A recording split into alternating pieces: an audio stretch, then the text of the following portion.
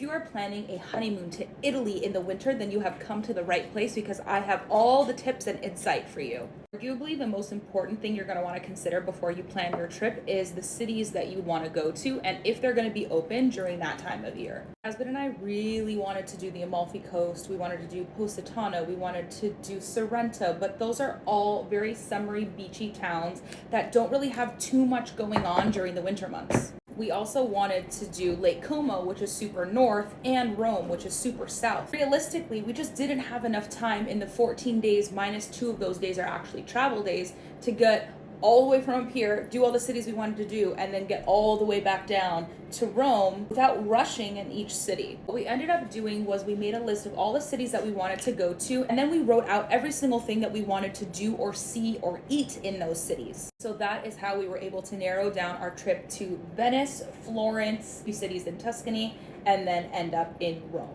I will say that a lot of the cities that we went to in Tuscany were closed because it was off season, it was rainy. We didn't really get to fully experience San Gimignano, Montepulciano, Lucca, and we actually didn't even end up stopping in Siena because it was a super wet and rainy day. It was a little bit out of the way, and we just figured since we had such bad luck in all those other cities, it wasn't worth adding in that extra stop. So we decided to go straight to Rome. Cities that were the most hip and happening were Venice, Florence, and Rome. They didn't feel like they were in off season at all. They were still totally packed with people. Venice was the least crowded, then Florence, and then Rome was the most crowded.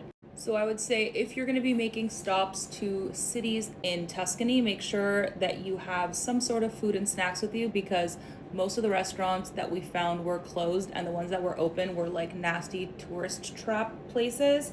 And a lot of the stores for like shopping and knickknacks were closed as well. So expect that. I hope that was helpful.